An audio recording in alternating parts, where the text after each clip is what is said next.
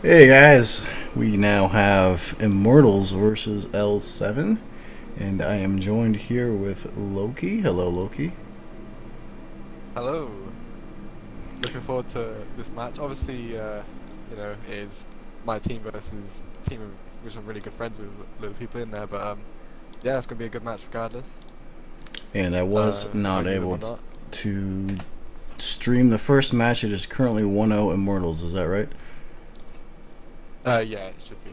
Okay. I was just sat in that party listening to the comms, and that's the report they gave me. So Alright. let's go by that. They are currently picking tanks right now. How did the first match go as a recap, since I didn't stream that part? Well, the sounds of things.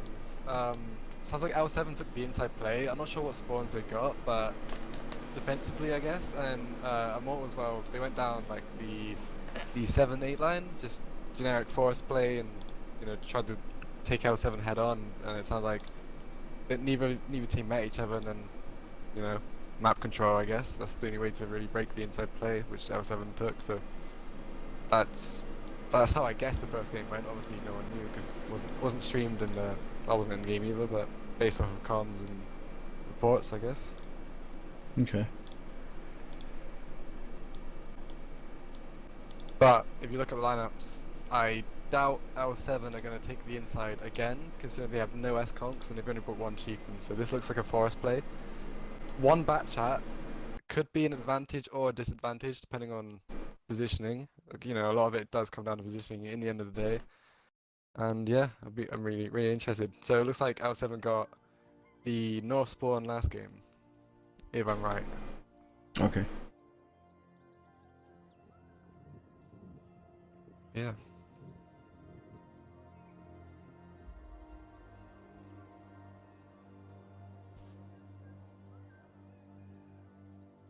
Yeah, they got North last game, so see what they're gonna do for himself. No S-Conks though. That is always a shock because S-Conks are pretty much the dominant tank in the current meta. It pretty much overpowers any Absolutely. tank going, so Yep. Everybody seems to want to play it. but it couldn't be that much of a disadvantage because they only brought one bat, so hit points may still be even between the teams.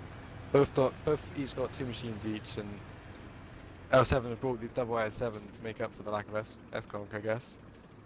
But IS7 versus S-Conk on a ridge, it's just not really a fair fight. See And if yeah, I. L7 opting to go for the inside again to the 1-3 line play, whereas Immortals looks like they set up like a bait with their bat chats, and the rest of their team have gone central really. They've sent the machine one over to the hill, and the other one just down middle to get vision, I guess. And he's got vision. He's spotted nearly all of L7's. Nearly all of their tanks have been lit, and the 5A in the machine taking the inside route to get into the cap. Shortcut, but could get punished here. Although I don't think Immortals have any tanks to punish. Well, there's a Nope, fire I right don't off the think that bat. fire. Yep. That could be a really nasty position for that machine, especially considering the machine has non-existent side armor and weak points all over the front.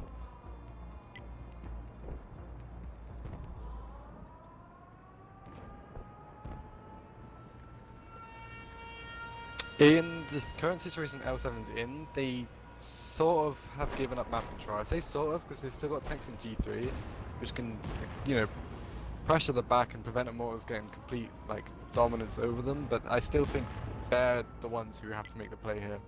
Immortals can reset the cap and they've got every position they really need. So all they've got to do is just work the trades. And if you look at the hit points, 82 to 89, and that's exactly what they're doing, just working the trades here. But if Fawn is able to, well, trade this chieftain off this back hill, then he could maybe force Immortals out of position. But that's unlikely in a 2v1. Especially now he's lit. Like, oh, he's got bats rotating over 5A.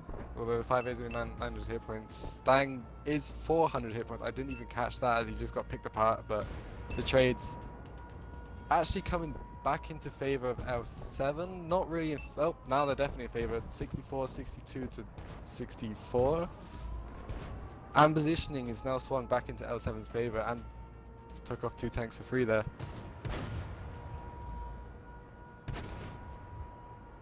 I I mean, it looks even on the score, but if you look at positioning, L7 have a huge advantage here. If they can successfully kill Tabins and the S-Conk of Vlad and the I7, Dope Kid's only a two-shot for most tanks, or one high roll if, L7 get lucky. Then Bats can't really do anything on this sort of like mirror engagement, because it's just, they have to engage, because all L7 can do from then is put cap pressure and it's pretty much GG. Let's see how they play this.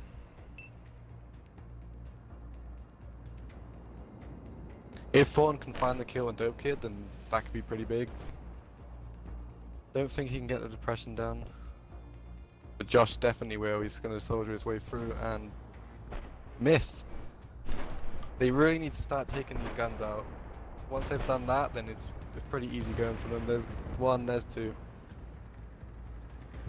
Immortals do make trades on the other side of the map and are coming in for these low health 5A. I think it's too little too late. Maybe. It's now a 3-on-3 and hit points are still in favor of L7 quite heavily to be fair, but could swing in any direction considering Immortals have two bat chats alive and one is full health. Mr. Emil does not go down because Maximus runs out of shells in his clip. This is definitely L7's game to lose here. Although two bats can pretty much claw their way out of any situation if played properly. So, still really close and honestly a really good game to watch.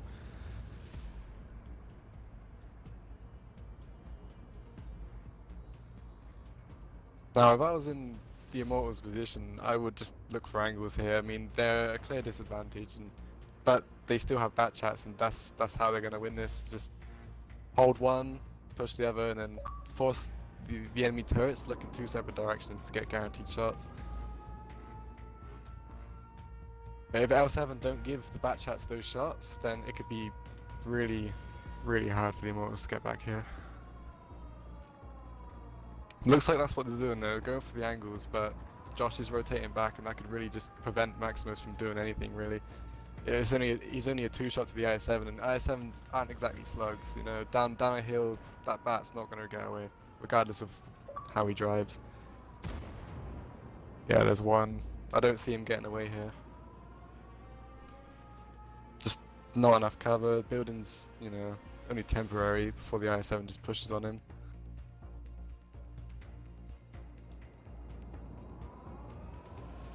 Willows has also been pushed on the other side of the map. He's now just above a one-shot for this IS-7, but looks like it's going to be GG to L7.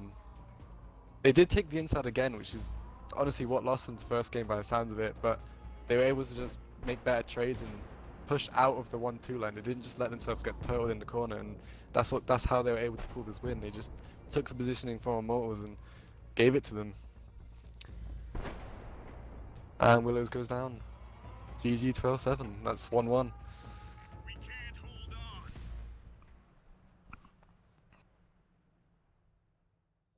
And it is a best of 9, so this could potentially be a lot of games. If it keeps going back and forward like this, then it's going to be a really good series to watch, I guess. That's what I'm hoping for. Yeah, 100%. Recently with comp, it's always 3-0s or like 3-1s. It's rare to get those like close like 3-2 games, or even because it's best of 9 now, like 4-5. The last time there was a 4-5, I think was FNX versus NS. I can't remember a 4-5 scoreline from like that Russian tournament a while ago. So if there could be one here, then I'm all for it. Just long draw. I mean, as long as it's not a camp fest, then. Yeah, sure. Love a close game.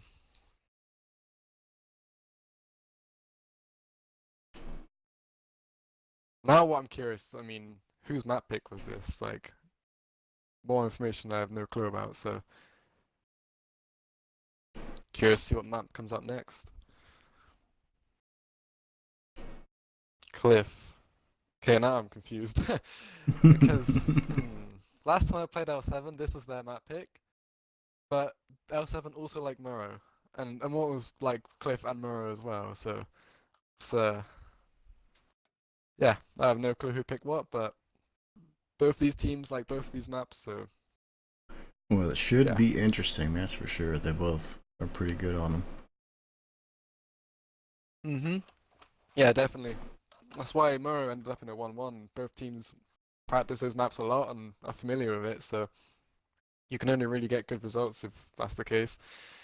But with Murrow, both teams kind of have a different playstyle. L7 have been known to just pick TDs and cheese the enemy. What I mean by that is like they let the enemy take position in, but just sort of pick them apart and push just to confirm, the win, confirm overmatches, just slowly get the advantage by not directly taking the ball. Although they have also been known to do that because Cliff, a lot of the meta is just take ball, you win the game because it forces the enemy to push on to hold down tanks. But they've also been known to try the alternatives, whereas Immortals have always tried the aggressive route. They've always gone in, they've always tried to like go in, take position, and work victories through angles and better trades. So watching those two playstyles go against each other could be good here. Although it could be either one-sided. Doesn't mean one team's like ridiculously better than the other, just because one playstyle might clash with another. I don't know. Anything could happen really. But with Cliff, you can tell a lot before the game even starts just by looking at the both teams' tank picks. So when that gets underway, that'd be interesting to see. Yeah, FV right off the bat. 4005. So they might try and play the longer game here, or go for that money shot right off the beginning, just completely delete a tank and work from there. I've seen teams do it. It's annoyingly effective, especially when you're the guy who gets hit by it. It's frustrating, but yeah, see what they do to back that up. Surely it's going to be a heavier lineup, or heavy or mobility. That's what I'm gonna bet to Opting, back up the 4005. opting for the 113 over the 5A.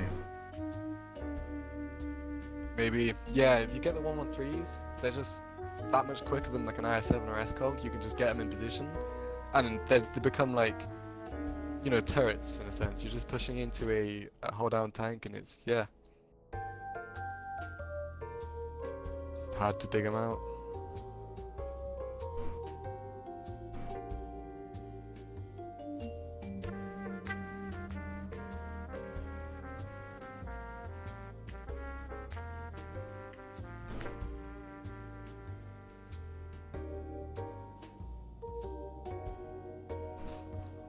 E4 from Immortals backed by 113, so basically a mirror pick, but E4 is much more, let's just put it this way, much more OP than a 4005 because it can trade, it's got a much quicker reload. It doesn't hit anywhere near as hard, but it's a good trade-off. And it also has got different uses, like 4005's got the hash obviously, E4's got infinite pen, but you know, not sure which one I'd prefer. But I mean, E4's more reliable, I guess. But they're just both probably going to spam Russian and Chinese heavies from here on. Maybe a few bats, and the rest will be seen in game by positional, I guess.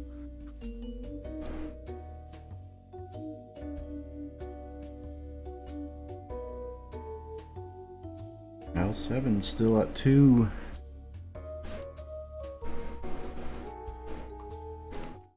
Still at 2. Is there a timer currently? There's supposed to be a timer.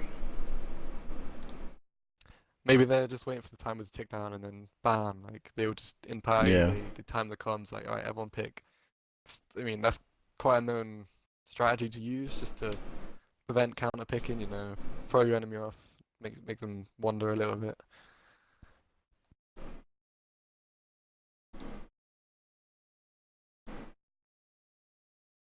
Yeah, I think they're just gonna mirror each other because it is Cliff after all. Like, end of the day, there's only so much flexibility you can use. Um, I mean, some would argue the North has the advantage because there's lots of climbs you can utilize and different ways to get up to the top. But realistically, it's a fairly mirrored map. Like, neither side has a clear cut advantage.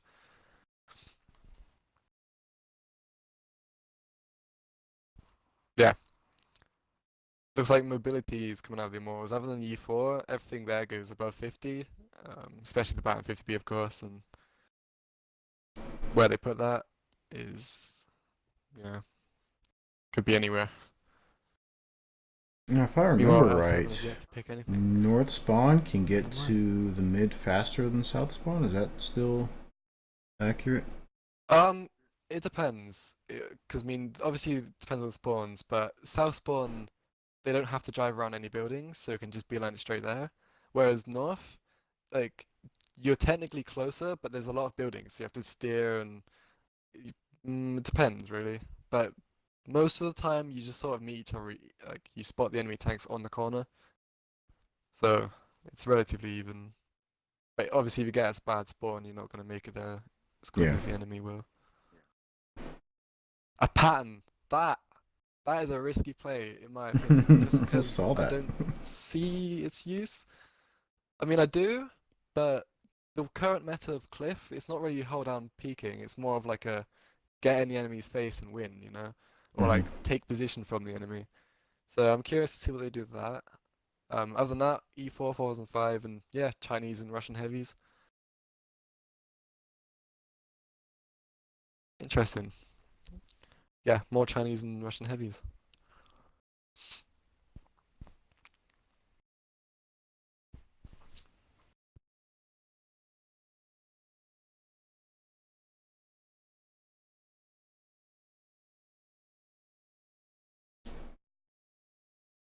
Right, this will be interesting. I think Immortals got South spawn, because we were on the left side, and yeah, we got South, and well, at least I did. So yeah, let's have a look.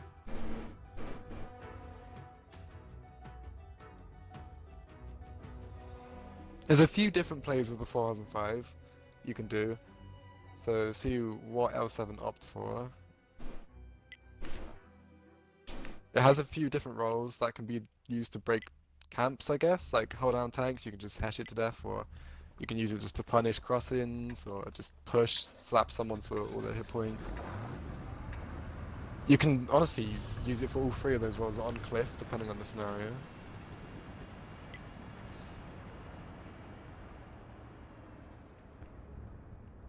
So Gamorreans have opted to send Bat and 50 up and around, everyone else just in, except for the E4, whereas L7 are doing full commitment.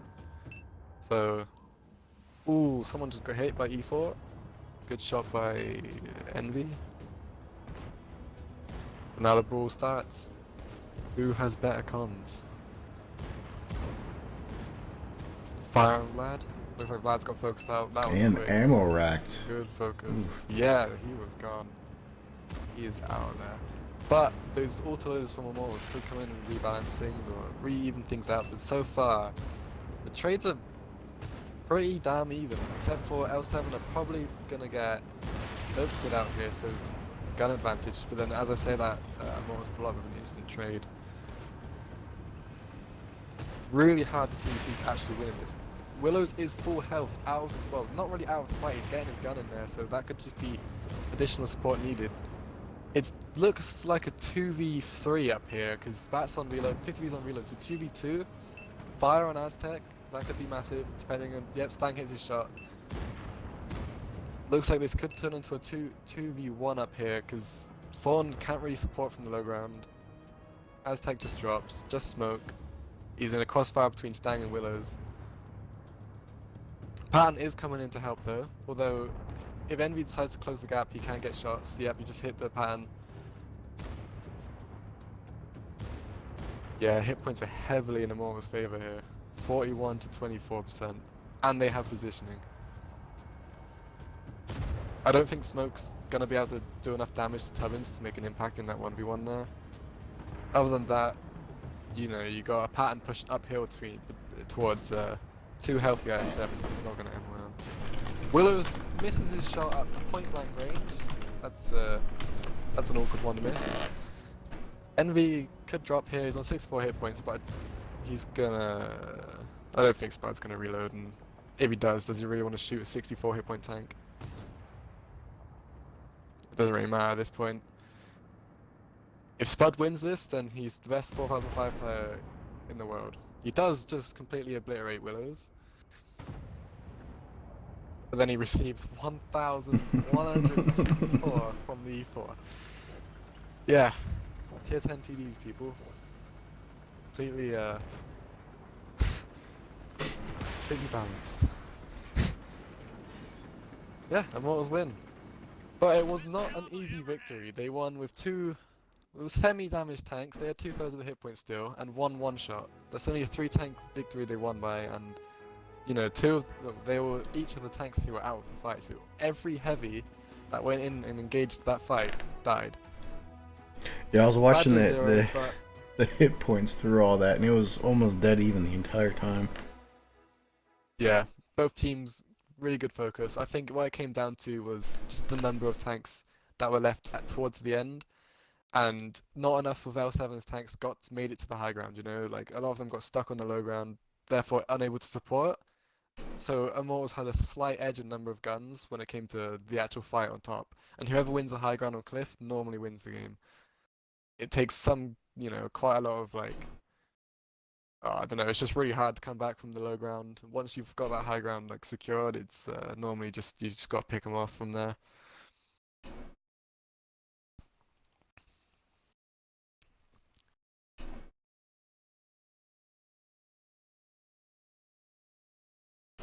Also with Cliff, you can't really look at damage spread because if you're in a 113 and you're forced to drive into 7 tanks, you're not gonna do damage. You're just there to die so your team can go past. Like someone's gotta do it, you know. There's always one.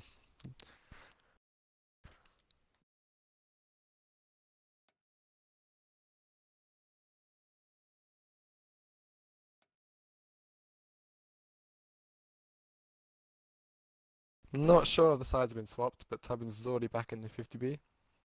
Doesn't really matter on if they have or not. 50B is the most universal tank, well, one of the most universal tanks. Good in almost any situation. So.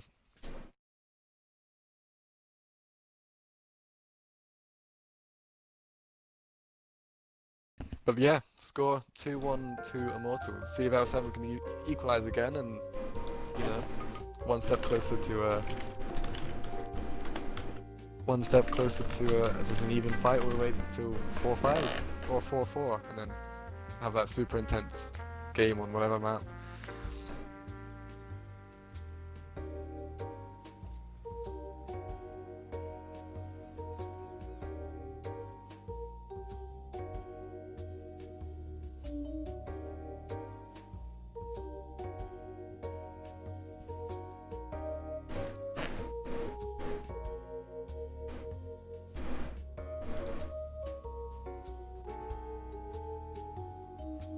Back to the 4005. I didn't actually check what damage he did last game, although I did see him drop a few bombs, but they're late game ones, you know, only for 600, but it's just satisfying watching him fire at someone and seeing the guy die. I don't know why I get some weird satisfaction out of that. But, yeah. I mean, everyone, you know, it doesn't matter what team you want to win right now, everyone wants to see a 4005 just pen a 50B's turret for full damage, you know? Like, you gotta see that. Like, sorry, Tubbins. I want to see it happen one time in this series. It doesn't matter this map or another map. I want to see a 4005 pen someone. That's what I'm out for.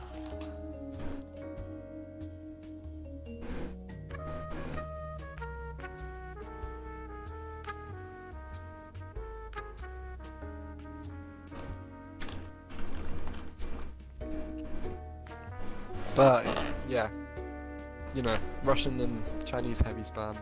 I expect you'll see more come out of each team. And then a few support tanks. There's an S-Conk, probably classed as a support tank for Cliff, because its lack of mobility really limits it, so it's just got to sit and farm somewhere. But yeah, I expect to see that sort of lineup from each team.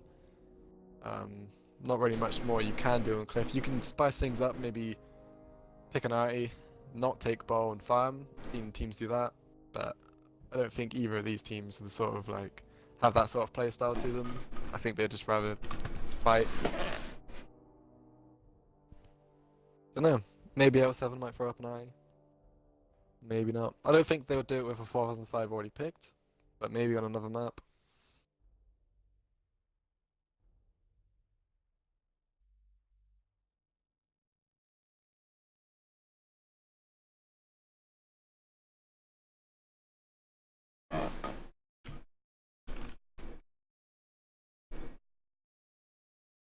Looks like Magnus randomly joined. He's out.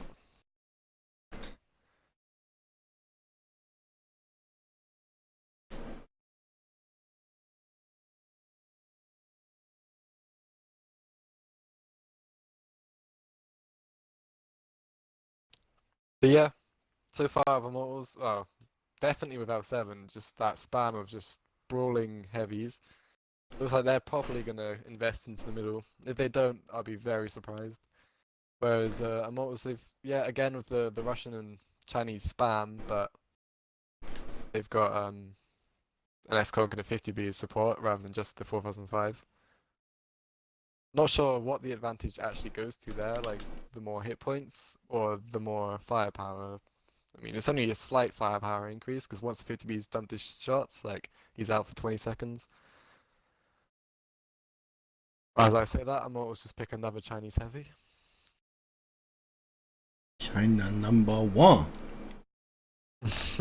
Well, especially with the 113 buff. I'm not sure what.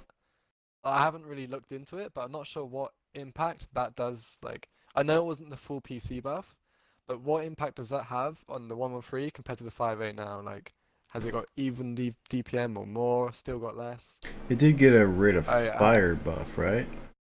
I didn't really look into it too much. It had a slight rate of fire buff. Yeah. It's still got the 440 compared to the 490, so I still think it might have less DPM. Although I could be wrong there. I haven't really checked. I just sort of took people's word for it. But yeah. I haven't really counted the tank. I think Immortals have got 8. Yeah, they've got 8 picked. So I think we're waiting on one more from L7 after Made picks his tank again. I'm not sure what he had. I think he had 97. Doesn't really matter. And then they've got to pick one more.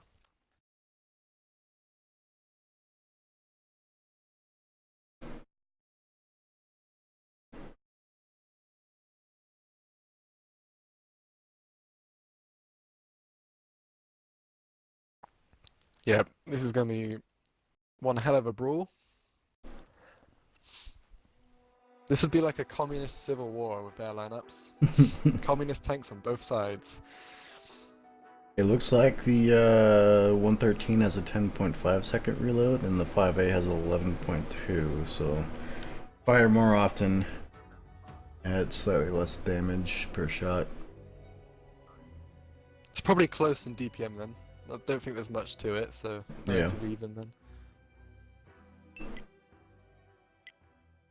One thing I do know is the 5A on flat ground is a lot easier to pen than a 113, just because the 113's front plate can sometimes, you know, just be that one front plate you don't want to shoot because you don't know if you're going to go through or not. Whereas the 5A, you can almost just guarantee you pen.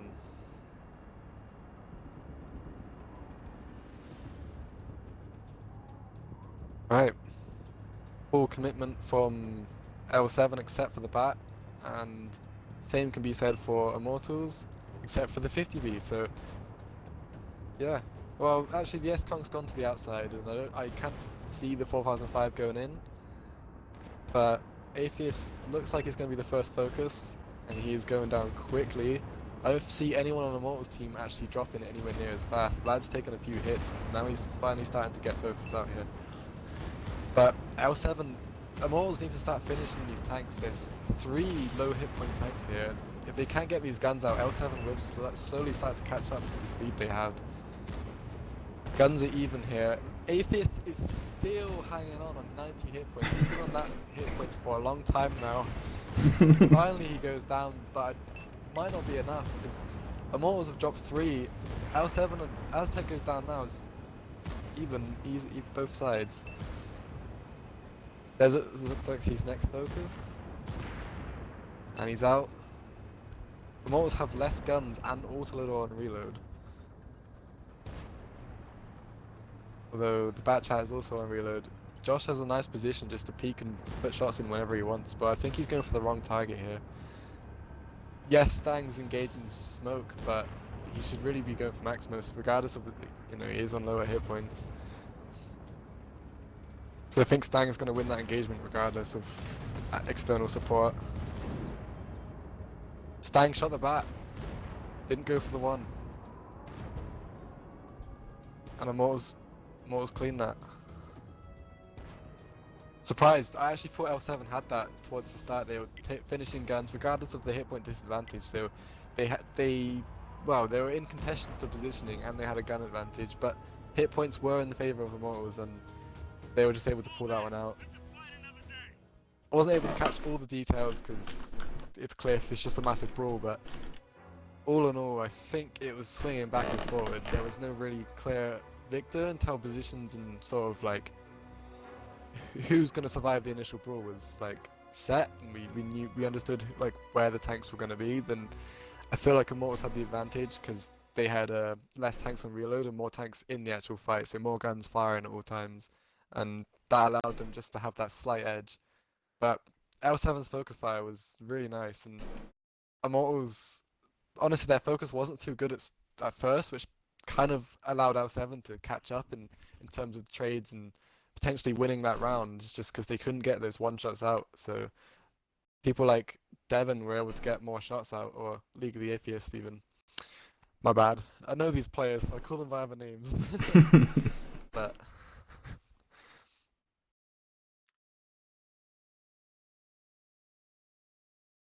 I think, yeah, that is both rounds of Cliff. 3-1 to Immortals.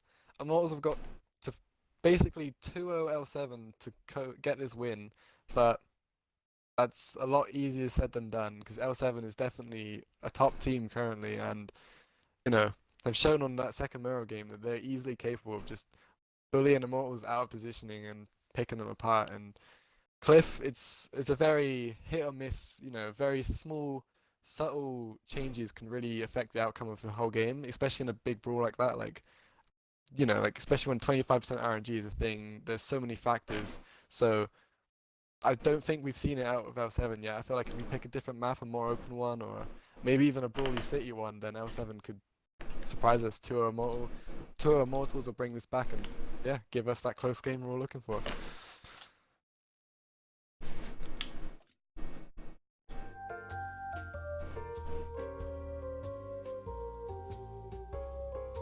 Proc. Classic map, and hopefully gonna be a good one. I mean, it doesn't really matter what level you're playing at or what team you are, what server you're on. Everyone knows proc. Like, everyone's playing it for the longest time and everyone practices on it, so it's always a good map to see brought out.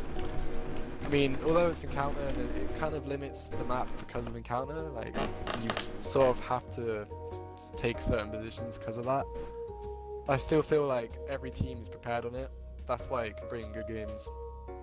It's also the map that other teams, like, say UNL for example, or another team would just say watching this stream, they would look at this map and watch these two teams play and think, that's what they're doing, like, it's just the map people like spy on in a way.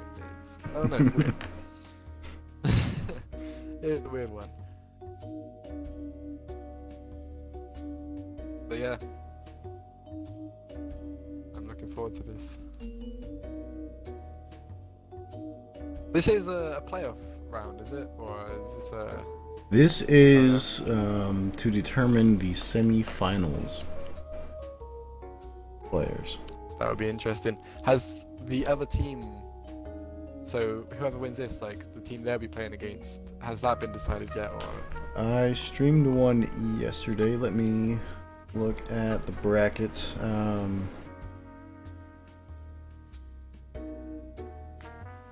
So the winner of the Panda and WIN will face the winner of KMD and UNL. So okay, let's say that Immortals wins this one just because they have more points right now. They will go against either NSN or UTA next weekend. that is nice. That is, it just adds a a little bit more context to the game, I guess, just to find out who they'll be playing next. Yeah.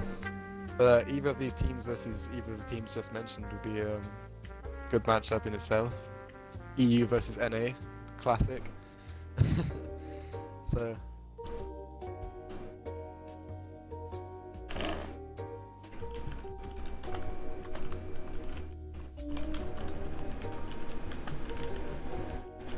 Immortal's going with a fairly standard block plan now, you know, your double bat, your S-Conks. But obviously the Chieftain, you don't really see that because ever since the S-Conk was released, you know, completely bullies the Chieftain out of its role. But because GTL 2-tank limit, you start to see them come back again just because that, you know, the turret can be good. I mean, I say can be, there's a lot of weak points still, but the gun obviously is best in its class. Like, you don't get a better gun than a Chieftain for a heavy. So it's always favoured.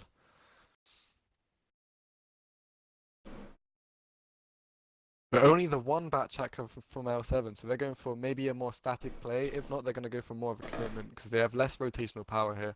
If they try and spread without that rotational power, Immortals can really just rotate and push out an area. So hopefully from L7, you'll see more of a commitment or just more of like a defensive play just to try and out-trade the Immortals or just push them straight into a position or straight out of a position.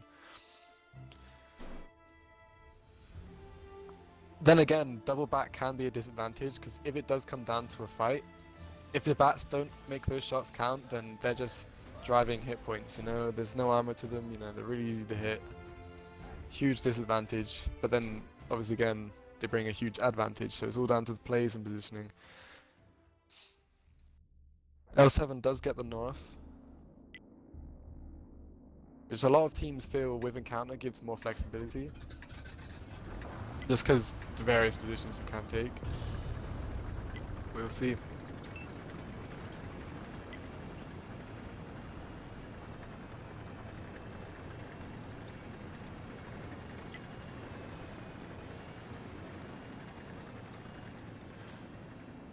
Like L7's elected to do a slight split, nothing major. I think every gun can...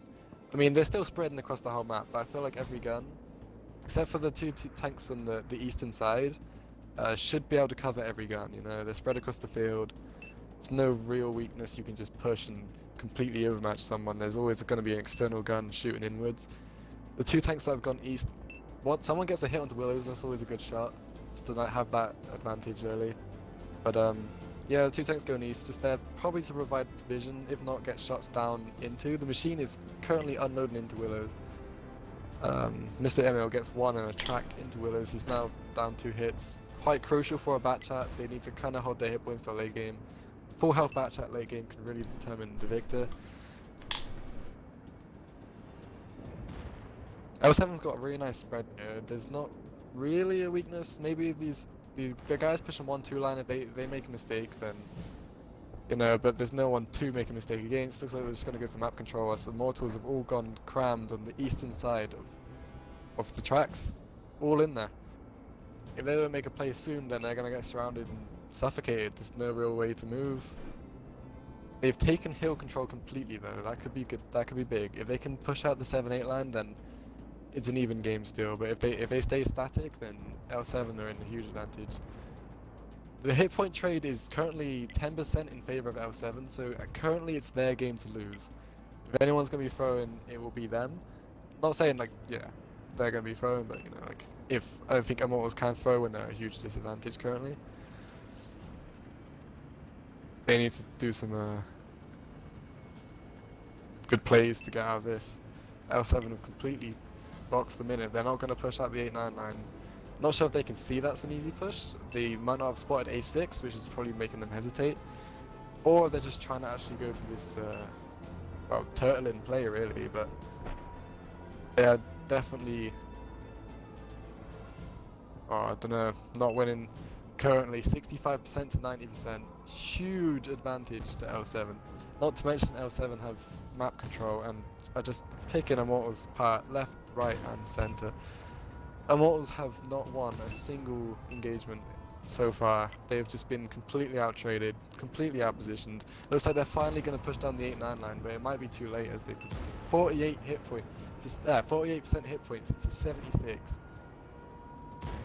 You're going to have to really pull some good plays to bring a game like this back.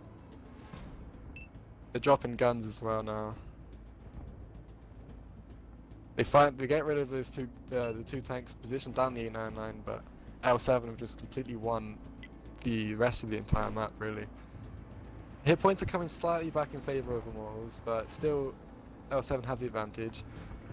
Although the guns are even, so L7 might play this slower than you expect, because they obviously can't see the hit points, so they might not know they have this overwhelming advantage, although they are just pressuring it. Jack's gonna go down in the I7, and not really many plays the Immortals can make. They are doing something which I would personally do, which is try and retake hill, because pushing uphill is always obviously hard, especially in I7s, and can't always get the gun down, but don't think it really matters.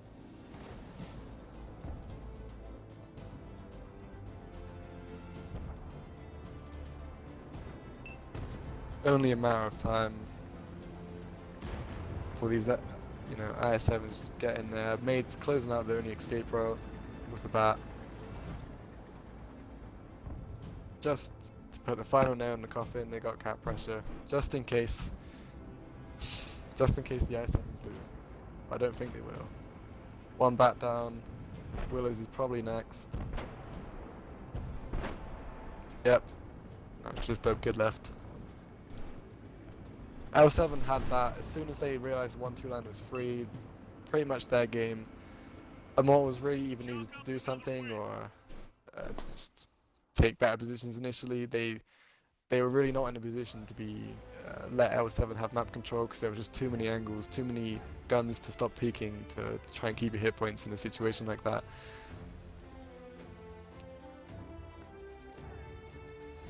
Didn't actually see what happened to the 5A, but didn't drop any damage. Might have been out of position, who knows.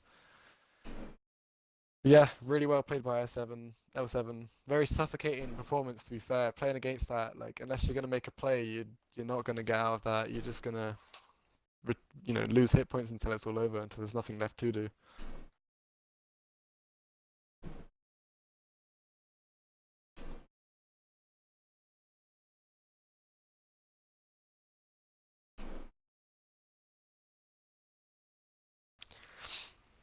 Let's see if Immortals take a different playstyle from the other spawn, because that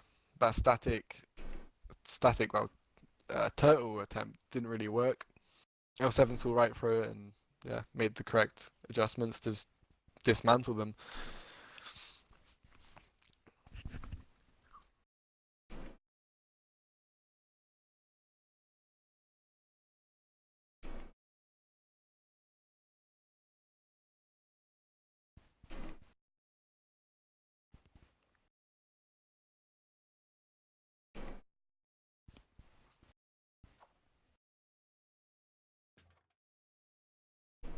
That was almost the opposite of what we saw, heard from the first game of Mirror. One team taking the inside, the other one just sort of dismantling from the outside. Basically that, but the proc version, It's weird to see that from the south spawn, because normally when people try to do the eastern rail play, they do it from north, because there's less angles to get shot from. The hill's further away. There's that trench where the river runs through. And A6 is a lot easier to guard than K. I have to squint on the laptop. K7. Right.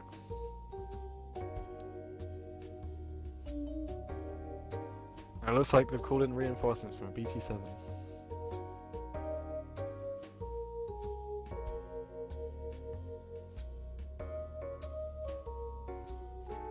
3-2 score, if I'm not mistaken.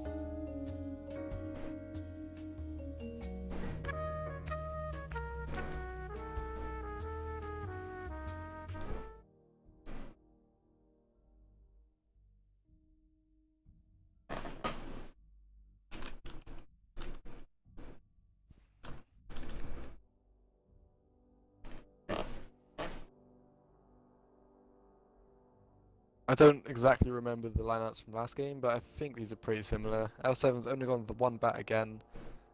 Still got the double machine. The rest are just heavies. One S-Conk. And then Immortal's gone with the double bat again. Didn't see the machine count. It's kind of important these days, apparently.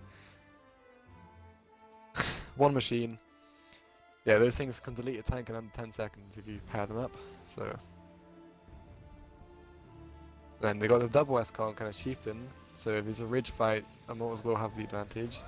And 1-5A. If L7 opt to take a ridge fight, and obviously if Immortals do the same, I don't see them winning any trades against 10 degrees gun depression tanks with Chinese tanks. They are 5As, 7 degrees, but the I7 versus Chieftain, the ridge, drive wheels for days.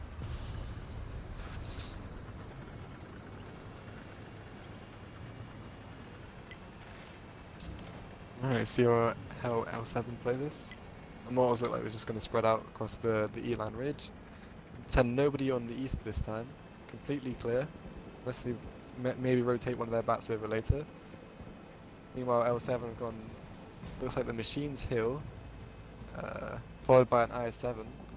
Everyone else down the 6 line, they've sent no one over to the west. So it looks like both teams are just going to kind of, half the tanks will see each other, then the other half are just going to like flip on each other. Unless one team opts to rotate back, which I don't see L7 doing, considering they took the inside. I'm kind of surprised L7 actually opted to take the inside, considering they just dismantled Immortals doing the exact same thing. You'd think, well, they got wrecked doing it, surely we would, but we'll see if they can do it better, see if they can make it work. Looks like that Conk has gone on to the outside. Not sure if he was meant to be there, or if he is meant to be there, then he's not in the right position to make that work. He's on fire. That's a big loss. Just a full health S-Conk doing 0 damage, gone like that. That's not good for any team.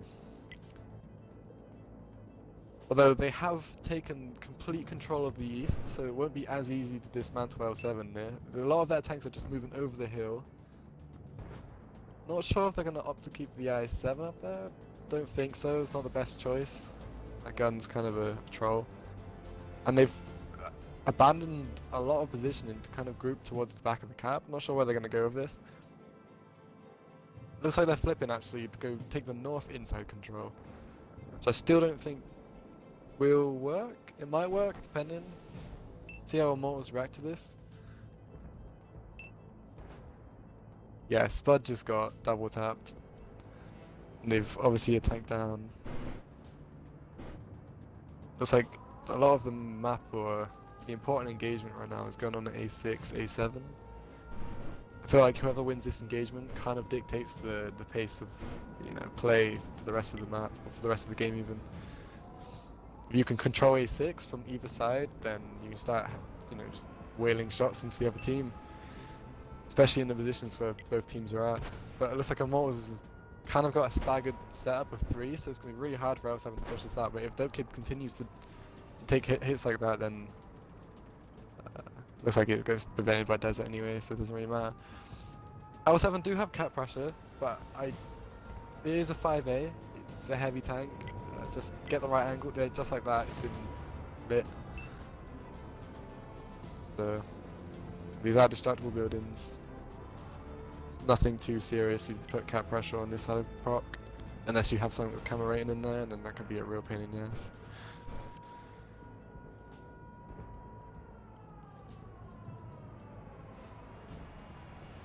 L7 have grouped. Looks like they're going to try and take this potential overmatch, although there's a lot of external firepower available for Immortals if they do push fire. this. May just, yeah, Meal on the fire. There he goes. Another fire. Not looking like a good round. Not looking like a good round for L7 at all.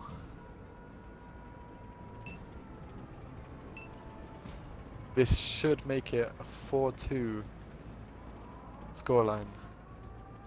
Unless I'm wrong, but I think that's a 4-2 after this game. Yeah. I mean, it'll be 4-2. L7 are gonna have to ammo rack every tank they shoot to win this one. I think that's just almost a 30% hit point advantage. and obviously Immortals haven't even dropped a gun yet, so all 8 guns still firing, or fighting at least. Just the IS-7s on the hill.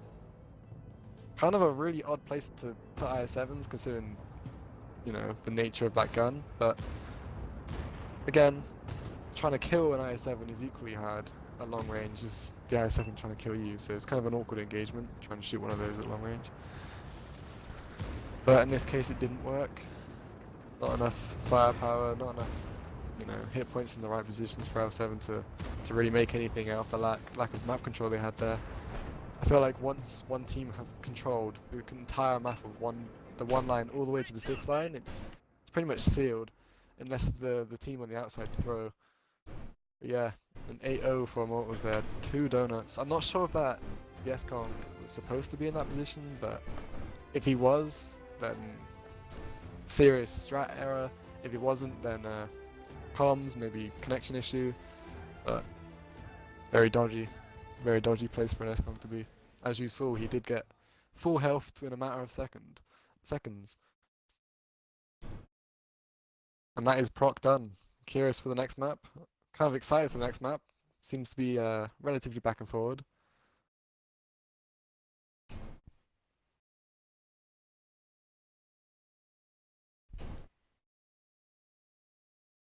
Although this is in favor of Immortals currently. If L7 don't step up their game and, you know, pick up 2 games simultaneously, even Immortals will take it and be in the semi-finals versus either UTA or NSN. I think that match might have already happened. I'm not too sure. It might have been I don't know, different tournament. There's a lot crossing over at the moment, so.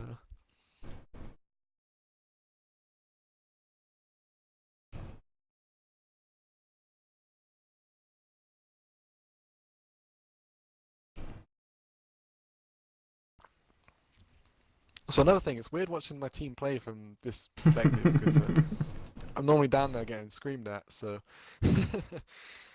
yeah, it's quite nice.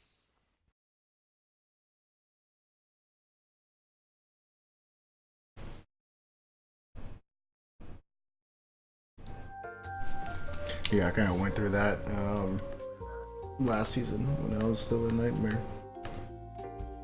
So I know how that. It's weird because you see what they don't see, and it's like from our perspective, it's so obvious, and you forget it's that like, they don't. Push you idiots. Yeah, they don't know.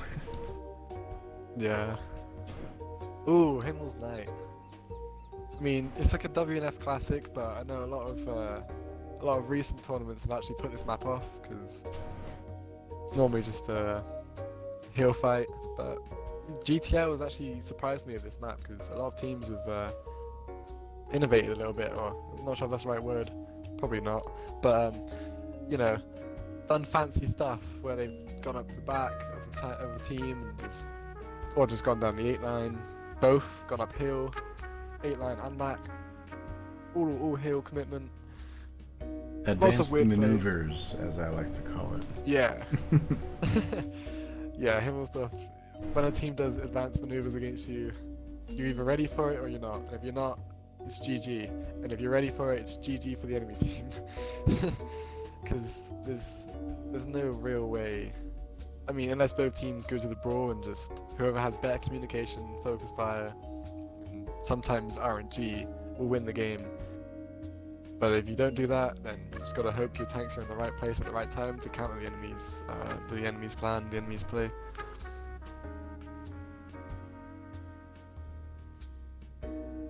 So I feel like this is one of those maps when people saw it was in the tournament, they all rushed into team training, got their friend, was like, right, we need to think about like what tank lineup and what we're gonna do different, because we can't just be generic and all go hill and then rely on that to win, you know.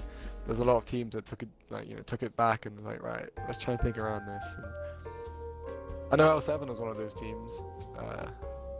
Try to think of a way around of just squaring up on the hill. Although they might have been past that, they might have just, screw it, let's just go up the hill and fight. Who knows? I'm hoping we get to see something like different, a lot more exciting that way, and I hope it works. It's always nice to see new weird stuff work. Whenever I see someone do a weird play, I'm always rooting for them. Like, yes, make that play work.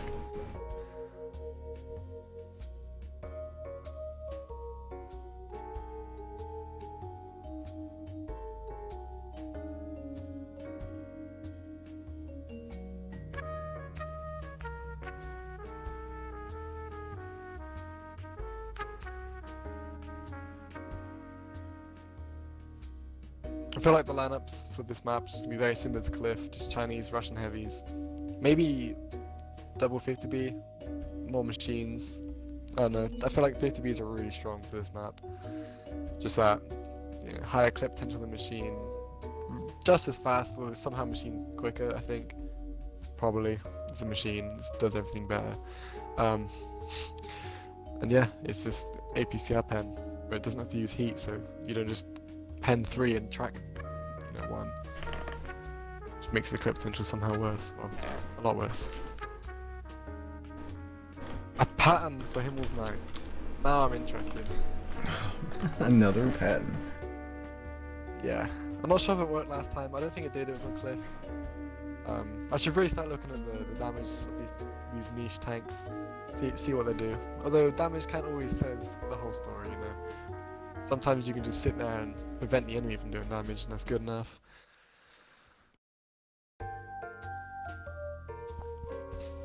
Double machine and a pattern.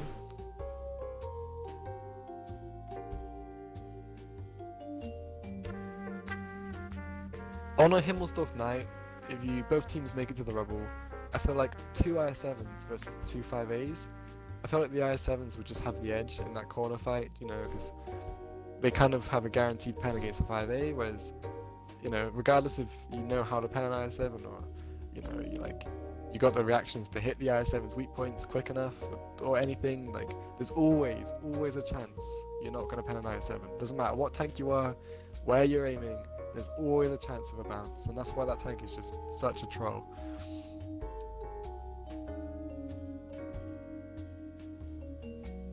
But more Chinese heavies thrown out from both teams. I think that was the second 50B picked by the Mortals.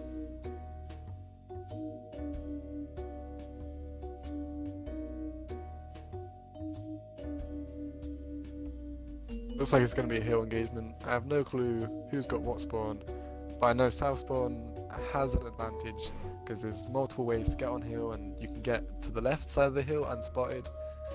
You can also use the rubble hold down G0, but in a hill engagement, North played correctly can also pull out a win, obviously. Yeah. Mobile, aggressive lineup from L7. I mean, the IS7 is probably the slowest tank. Well, top speed wise, no, but the IS7 is the slowest tank in terms of everything else picked currently, and it's not exactly a slug, so everyone's gone mobile and everyone's determined just to get up the hill, I guess. Alright, here we A badge go. has been picked, which is not a common pick for this map, and kind of puts Immortals at kind of a disadvantage if L7 just want to push it and pressure. They've just got one less autoloader, and machines, you can call them an autoloader, but let's be real, they're always going to be firing their guns. 20 seconds is not a long time to wait. Like a 57 heavy, right? It's a burst tank, but it's also got the best DPM for any heavy tank, so does it really matter that it's burst? I mean, yeah.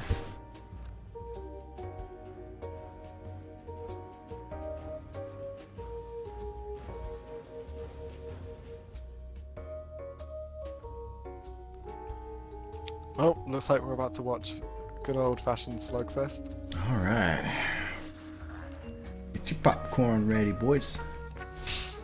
This is, we'll be able to see who the better team is, not by watching them, but by listening to their comms. I feel like comms is what wins Himmelsdorf Night, you know? Whichever team's screaming the least will win. I watched some on on PC, some of the comp plans, and it seems to be whoever's cussing more wins. Yeah. Especially watching the old Fame Stronghold advances. Yeah. Just playing memes down the mic. Like, how are they winning when they just blast that now? Who knows? Well, if you got your synergy, whatever works, works. Yeah. You got a clan of 99 super unicums, then I'm sure you're, I'm sure you got it.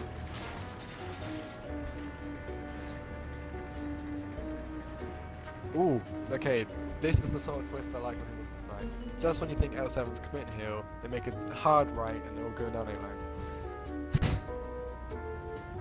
Not gonna lie, I'm kind of rooting for this play to work. I always like to see these odd, funny plays work. So look, they got the mobility to kind of do it. I feel like they're only gonna let a few tanks miss here. Like, obviously the bats, the machines, and 50Bs are gonna make it up, but these IS7s could be in danger here. Especially Desert, the last one to go up, made bounces. I'm not sure what shell he's firing, but there's 2 bounces. I don't think there was absorptions either. I think they were straight ricochets. Oh, he's reversing up the hill. 200 IQ play. All right. All right, my mind's been blown. Okay. He still should be in huge danger. Yeah, I think he's still gonna go out. 50Bs come. They're gonna show the machines of how to actually pen a tank, even though they're not. They really need to get Desert out. They're all on relay. Okay. Russian bias at its finest. There we go. He's out. He's out. Moral of the story: reverse up this hill and you're not gonna die. Like, As fast. You yeah, might not catch as fire, fast. but you won't die as fast. That takes a hit there. It looks like a mod was a successfully secured heal. Now it's almost like a. Have you ever seen CS:GO like Pro League? It's like a retake. One team takes a bomb site and the other team's got a retake, and that's what it reminds me of here. Like L7 have got to retake the objective from the Royals here. They've got the numbers to do it. Desert did die for free. Regardless of how long it took, it was still a free kill. Ooh, and the others just getting punished. And they've still got to push past them. There goes the tank advantage, although instantly traded off with Vlad dying. They still got to push past and get that reset, or just stick someone on the other side of the cap to prevent the cap.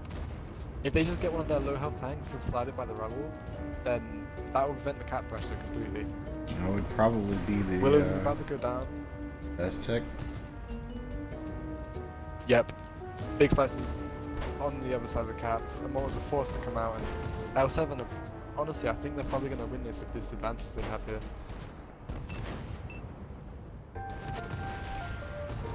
Looks like it. They've only lost 1 gun. 2 guns as they say that. Ooh. Still, nah, I think L7 have got this in the bag. 10% hit point lead, got a gun advantage, positioning's in favour. Bats on the run. You know, they're fighting autoloaders. Yeah. Looks like it's going to be GG for L7 here. Well played by them. Looks like that twist of going down the 8 line paid off for them. Although I really like that play from Desert. I was not expecting that. That's kind of funny, to be fair. Just 6 cents. I called once on this map. It was against Panda, I think. And I did something similar to it, but I had Super Conks. You know, like a Super Conk and a Convon stay on the north side, and then everyone else went around. It did throw them off guard, but they picked up on it pretty quick. It's good to see it kind of work out as opposed to my failure. I really like the damage spread from L7. I mean, Cliff, you can't really look at damage spread because it's similar to this map in a way, because you just got to fight the opponent. There's no way around it. There's no way of capping or out trading. You just got to fight them, right? But unlike Cliff, every tank on Himmelstoff Knight has an even advantage of getting into the fight without getting absolutely hammered on the way in. Whereas Cliff, someone's just got to die. Unfortunately, someone's got to die. So it's always nice you can actually get these results on Himmelstoff Knight. It's almost like an ideal victory. Just everyone doing their bit. I just want yeah, to Immortals, they just had two apologize tanks for go not out. switching the scenes on that battle. I was still on the preparing next match the whole time. So, for the viewers, my bad. That's right, just zoom in. Yeah.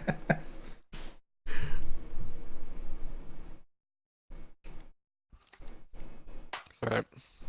They can't steal Desert's big brain idea of reversing. Mm-hmm. I've done that a couple times on pubs.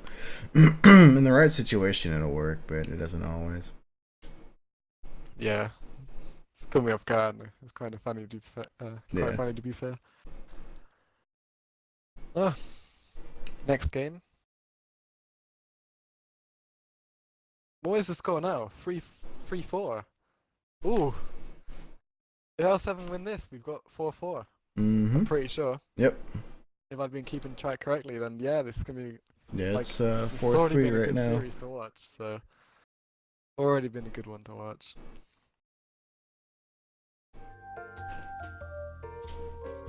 On a 4-4 game though, that's where you really start to see like almost not passive but conserved plays from both teams, because no one wants to be that team to try something and just it will go out the window because you just tried a fancy strat, you know. So I don't think Himmelsdorf Knight is really the map to do conserved plays. You've just got to go in. You've got to go all out. There's no hesitation on this map.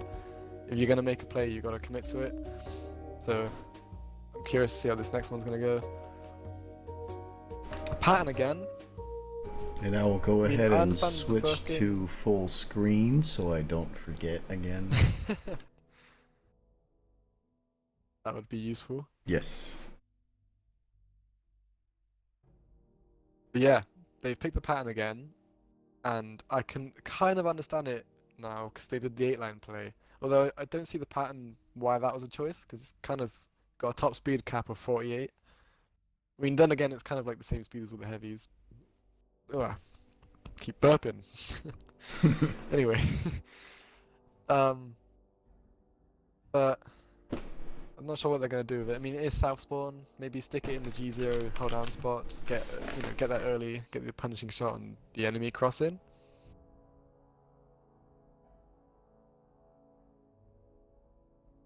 But after that, I don't really see it getting many uses.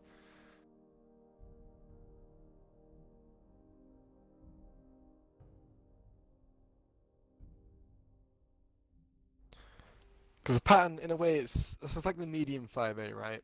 It's almost flawless until you get it in those like flat ground engagements, and then suddenly it's just an instant pen. Yeah. And you just find yourself at a big disadvantage. I've never, what's the word I'm looking for? I've never like been good in the pattern. Like I've never like fit well with it, I guess would be a good way to put it. Like I like the pattern, but for my playstyle, it's not something that I tend to want to play. You know?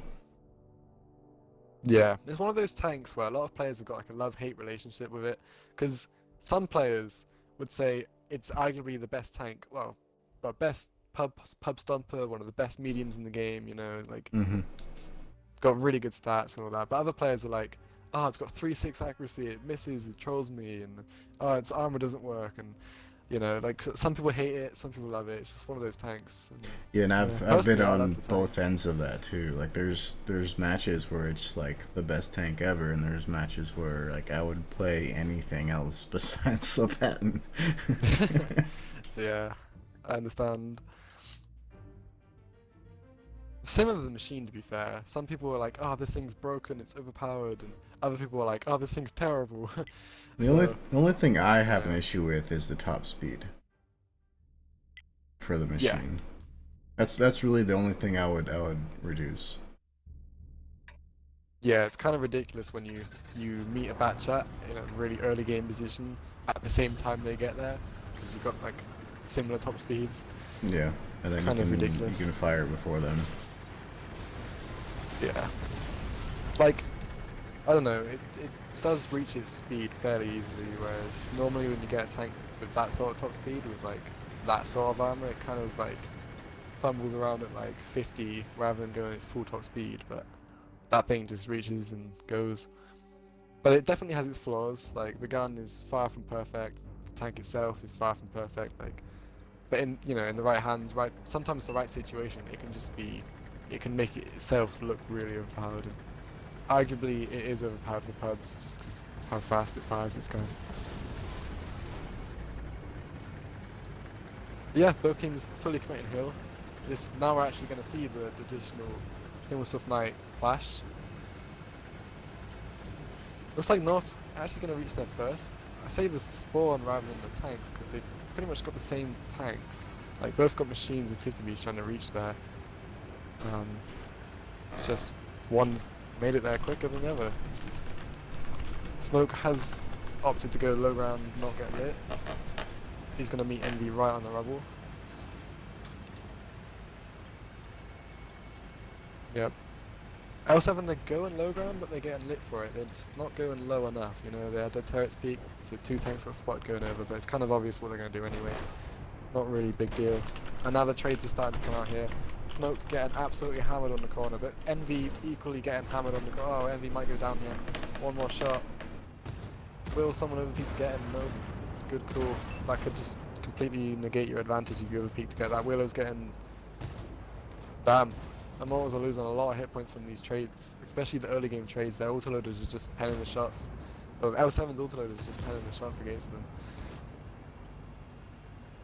High ground engagement is fairly even, although Immortals have... yeah, both sides have about 3 committed, whereas low ground engagement, this is where I feel like this is going to make or break this engagement here. Both ridiculously even trades. Although hit points are swinging slowly in favour of L7 here, 61 to 53. And they have a tank advantage. Willows did drop, whereas no one on L7 have dropped yet, although they have 2 ridiculously low health tanks. Dope Kid's come around the corner, he misses the shot and trying to finish smoking the machine and dies for it. Vlad dies as well, Envy dies. Dope Kid doesn't die even, my bad. He makes it out, but 2 tanks do drop for Immortals. L7 have a overwhelming lead. Finally someone goes down for L7. Although I think it might be too late because they're going to commit onto the high ground. Yeah, this does look like L7's victory. Making this a 4-4 series. Damn. I'm excited. What is it? Ghost Town or is it just whoever picks what? I think Not sure how this for works. this part of the playoffs, excuse me, it's whoever picks. I could be wrong. I've been wrong plenty of times. I'm here. Well, relatively overwhelming in terms of Himmelsdorf Knight standards. Relatively overwhelming victory for L7 there. Only losing 2 tanks and wow, just giving it to Immortals there. Where I think Immortals went wrong with that was just the initial trades. They just lost the initial trades. Their autoloaders lost against L7's autoloaders. Not sure why, not sure how, they just did, and that sort of set the pace of the rest of the game.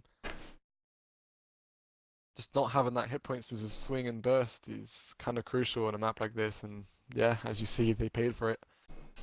Then they had, because of that, they had to overcommit to low ground, and high ground was vulnerable. And just, the balance of things just gets completely swung out even. Also, I love the room name.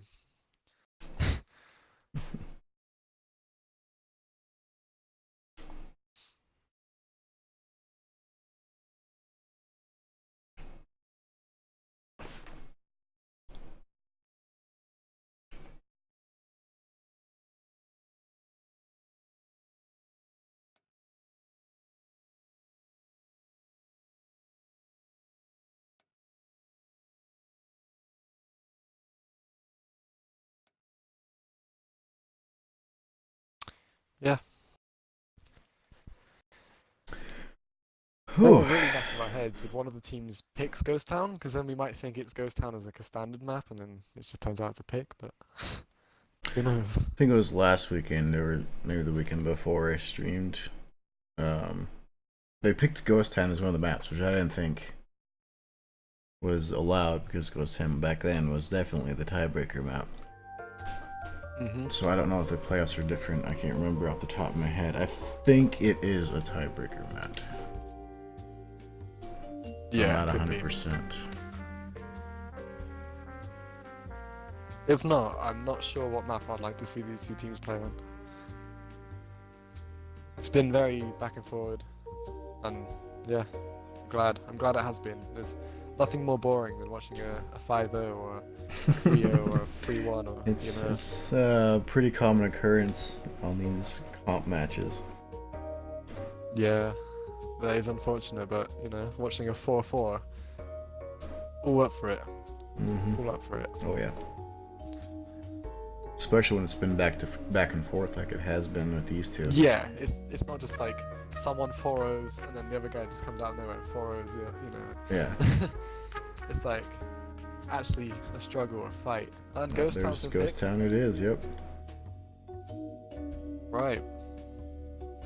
This is completely different to all the maps we've seen played so far, so we have no clue who's going to have the edge on this style of engagement, because Ghost Town is a lot due to like either commitments or just watching your angles and holding trades. So none of the maps we've currently seen, they've all been like brawly engagements, except for Muro, which we only got to see one round of that, which is kind of like winning certain positions at the stage of the game they're in. It's just winning the positions. Whereas Ghost Town is kind of a mix of all of that. There's some brawly areas, some of it's rotations, some of it can be positioning, but a lot of it is just down to winning trades. If you're losing trades on Ghost Town, then you're going to lose the game, regardless of what positions you're in or what play you make.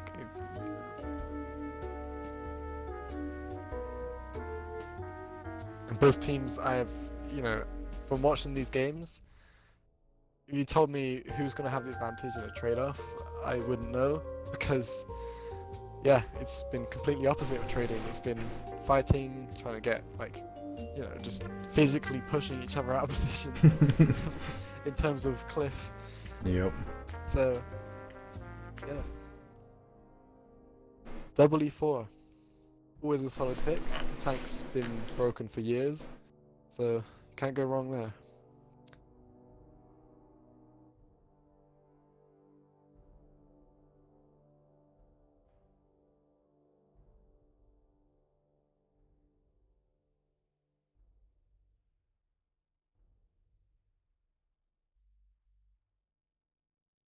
I mean, you can kind of expect double TD out of L7, whether it be two E4s or an E4 and a 4005.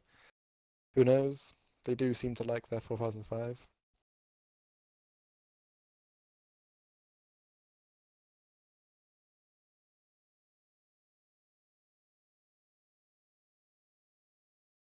Think we just lost someone.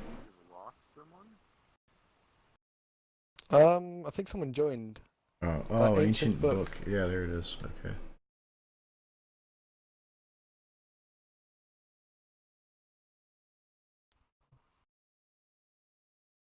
That is like the definition of a pre-selected name. Ancient Book 7177. Yeah, my default name was Blinding Shelf. Yeah, Yeah, it's that's always real stuff like that. intimidating there. And I had some numbers or something. But I saw that. I'm like, we gotta change that. Yep, gotta change. Hmm.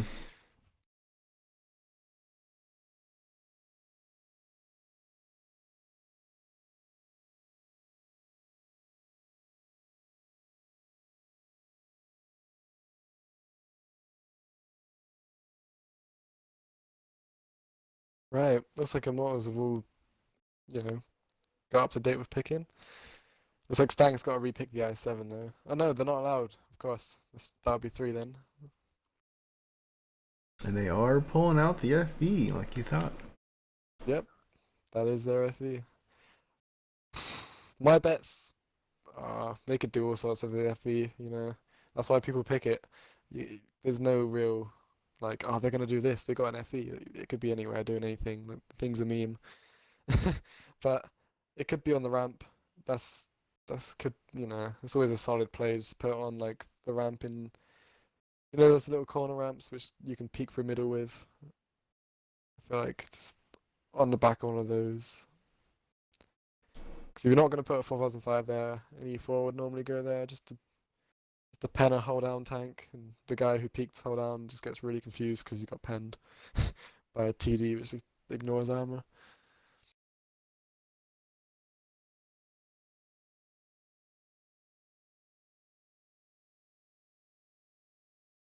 But yeah, the final game.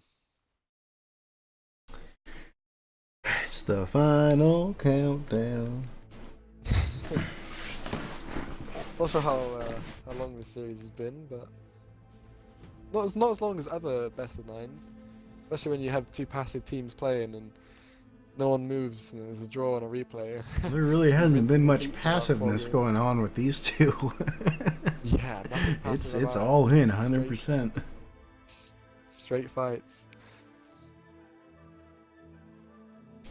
This is the game to decide it. Who moves on to the semi-finals?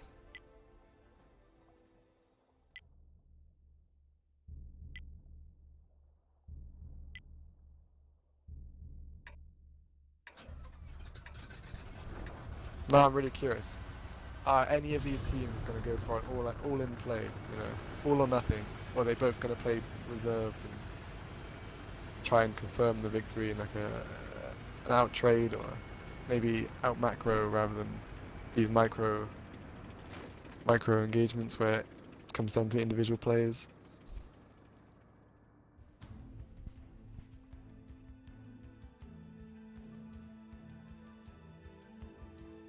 Hmm. L7 Could splitting up drag a bit. out. Yeah, they're gonna go take the K0 corner and confirm that Mortals haven't snuck a bat chat up there. But other than that, I feel like they're just gonna space out throughout the town and then just watch angles and then wait for Mortals to make a mistake, because no one wants to be in this situation and be that team to make the mistake. There's nothing worse than having a series this close and just throwing it because you've made the wrong call at the wrong time. There's nothing worse than that. So I feel like both teams are going to play relatively reserved and just try and win this one out, because this is their last, what could be their last game for GTL, so they don't want to mess it up. I mean, no pressure or anything. Looks like those 5As. Yeah, no pressure. Expect there's at least a few sweaty controllers in this game currently. Mm-hmm. But 5A's moved from K0 into the corner, which is interesting, because if I were to favour either of those positions, I think they might be making a play here, but if they're not, if I were to use either of those positions, I prefer K0, just get a little bit more control, more space between you and the enemy, and more vision. But they've gone into contest the F4 position. If they move a bit further, they're going to spot Stang, and then they'll be in a position to contest that. Looks like Willows is a little bit late to the party, unless they kept him back there. I just noticed he was not moving for a bit. Now he is. Because that one line can always be nice, because if the enemy opt to push down the H line, obviously the back chat can't stay, he has to rotate off because you'll just get farmed. So having a 50B back there just to unload as they come around the corner is always nice. So you think they left him there on purpose then? Because I just happened to notice he wasn't moving or anything, and then as soon as they started heading over there, he started driving. It's either a DC or a reaction play, so you just put him there to react to the enemy's movement. Yeah. But so far, I feel like I was right about the passiveness of this game compared to the others. Not only is Ghost Town is kind of known for being a passive map, but not a single bit of hit points have been lost from either team. Few shots exchanged, but just whips across the head. Nothing serious. Either a few ricochets or just a few shots missing past like a hold down tank. I mean, in a game like this, you might see a few Hesh rounds be exchanged, but I don't really think L7 have any of the tanks to do that. I mean, they got the I7. Someone just died. That's Max, he was up on the You He just fall got off? 4,005. No, he Oh, got 4,005. rip. I mean, I said I wanted it, but what a way to go. Ouch. Uh-uh. Yeah, because Spuds had Uh-uh. reloaded and that was a one shot. If not, he got focus fired really well. I just saw the 5A That peak, hurts. and then he died. So it must have been Yeah, I think the 4,005 was peaked the building behind because he was in an elevated position. He had a clear shot. That is that hurts. And we can actually find out, by the way, if we just go to the 4,005 and look at his damage. Yeah, 1,800 damage on that tank. Ouch.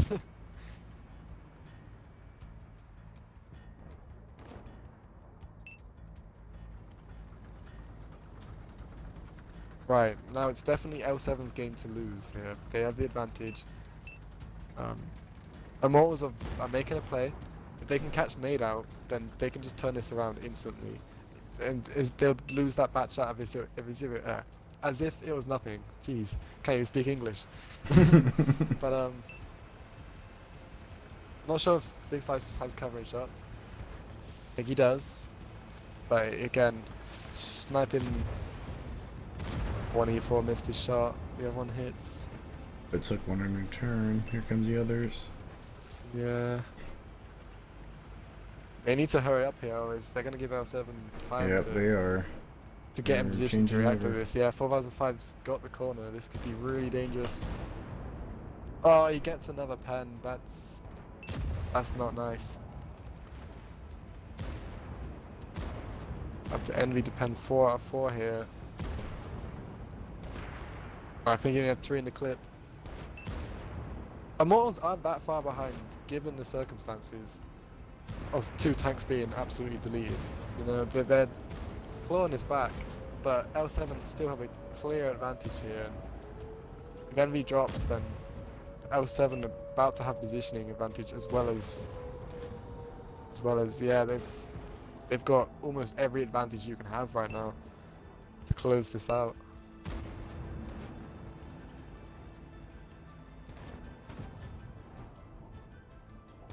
E4 puts a big one into Stang. Stang's gonna drop. That 57 puts one more into him. Slice finishes him from somewhere. Oh, there's a whole team behind me. I'll put my camera in a way I can't see you guys next time. Alright. But yeah, I feel like L7 are gonna take this one. Regardless of the hit points, it says 25 to 43, which is still a huge advantage, but there's only 2 tanks alive. And that would mean 5. Ooh. What a comeback. Oh, did you see that FE hit? 1800 on the IS-7. He must be. Yeah, he's on 5,795 damage right now. That's Jeez. smoke reversing the RNG and bouncing off the back of him. That is how to make Immortals mortal. Just put a 4005 in their face. GTL 7 moving on to semi-finals with a 5-4 victory over Immortals. What a game! What a series to watch as well. Right. GG to the 4005. I feel like that bat shot completely eliminating Immortal's vision as well as rotational power just that early in the game is huge. Because then it allows your team to rotate and counter onto any player Immortals makes for almost basically free because there's no bat to punish. So, one hell of a shot, game-winning shot there if you ask me. And yeah, GG to L7. I hope Definitely, it's a 5-4. Otherwise, we've got to play another one and awkwardly commentate over it as we thought we had already finished. But yeah.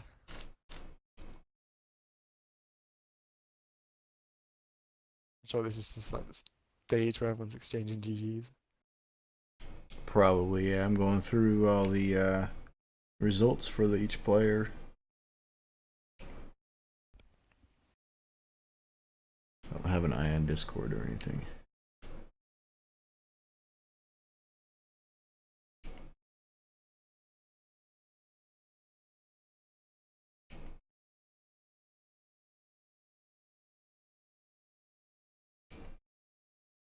Hmm.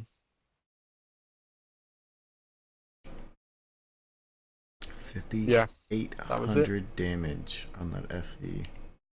Jeez.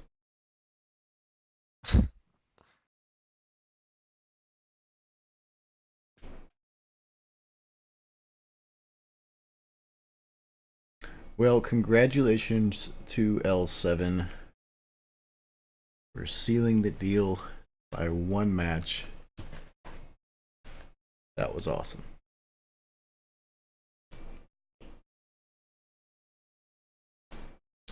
I'm not That was a sure. really good game. What's that? Oh no, yeah. Continue. Oh, I I was was just just saying, saying I don't really know good who game. won between UTA and NSN. But L7 will be moving on to the semifinals to face one of those two teams, and UNL will face. I think UNL won yesterday. Will face. I don't know if Panda won or WIN. I think I So it saw was GG's being exchanged in the Discord during that game, so I have no clue. okay. Honestly, I'm gonna have to go into the Discord. You'll probably be able to find out on the match results.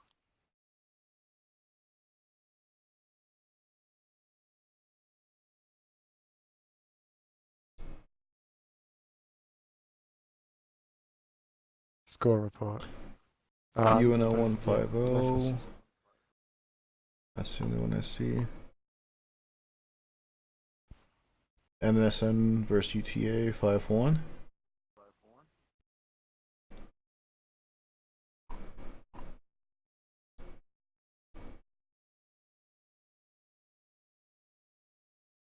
So NSN won, and they will be facing L7 next weekend. That should be a good match. Yep. NSN have been putting up some really good games and good performances, so excited to watch them play against L7.